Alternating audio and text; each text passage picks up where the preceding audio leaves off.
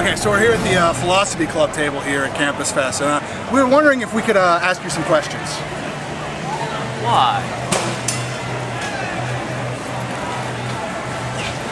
So I guess first of all, what are your general opinions on universal health care? I think that we have about 40 million people roughly that didn't have health care.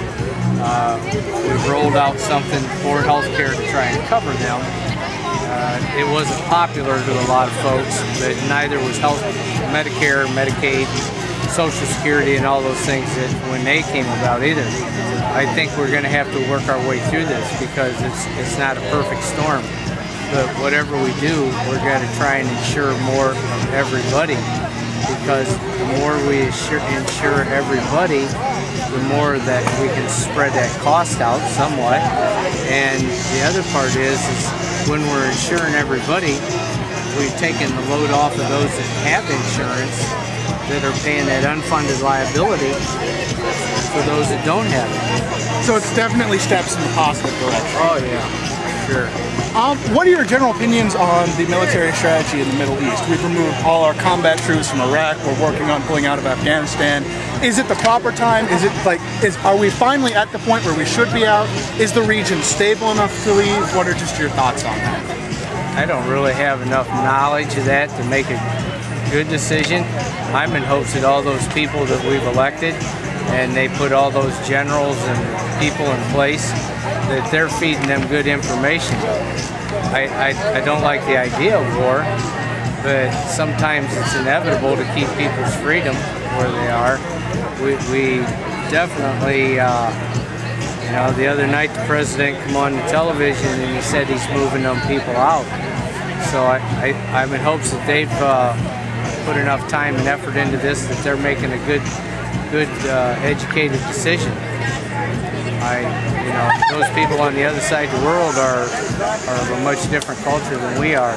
So them being in a different culture, what are we going to do, you know, with them? That's very admirable and understanding sentiment. That's impressive.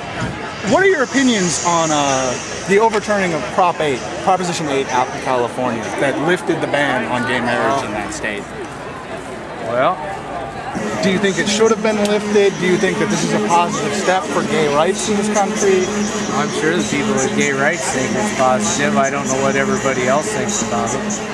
You know, what are you going to say? I mean, you're going to be a bad guy to one guy and a good guy to the other. So people are going to be people. There's not a good way to make everybody happy. No, and you know what? I can make all sorts of laws, but they're only good for those that abide by them. That's true too. So what are you going to do with, you know, making a law that don't work for everybody? I mean, speed limit's 55. How many people go 55? I think I've met one in my entire life. How many people go 55? That's a lot shorter list than the others, right? Yeah. Right. What are your general feelings about illegal immigration in this country? We have people talking about this so-called issue of anchor babies. We need to have a check and balance there, because we are the melting pot of the world. But we've got to do something, because that's one of them insurance issues. Those people coming in, they don't have Social Security numbers. They don't have a lot of things that can't get them insurance. Do you think it would be a good idea to make it easier for immigrants, especially coming out of Mexico, to gain citizenship, to get into this country easier, so we can alleviate some of this illegal immigrant stress? You know what? In 1976, I worked for a guy farming. We had 40 acres of pickles and 60 acres of tomatoes.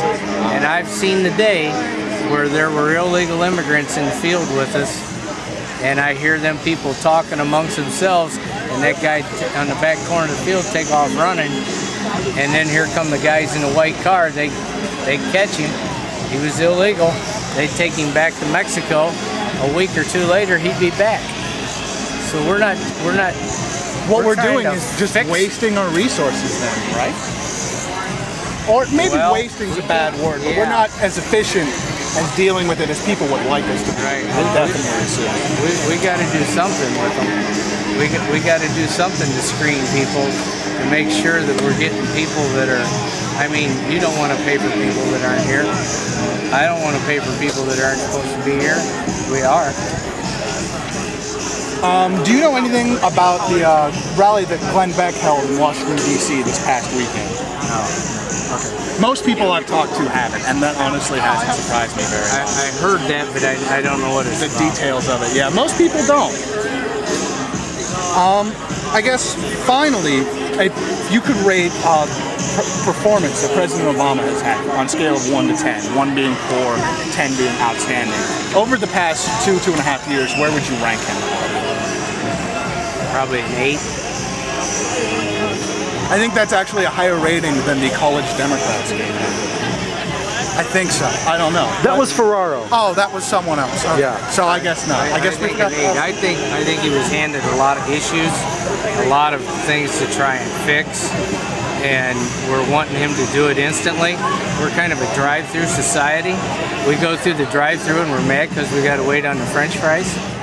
So again, here, even though it's a much larger scale, we're upset with a guy who's trying to fix something that took a decade to create.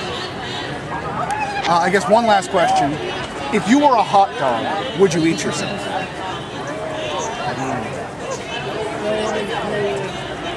know how to answer that. I don't think there's a good answer for it. Thank you very much. Very nice talking to you. Thank you very much. Yeah. God, I am a jackass. But you're entertaining at least.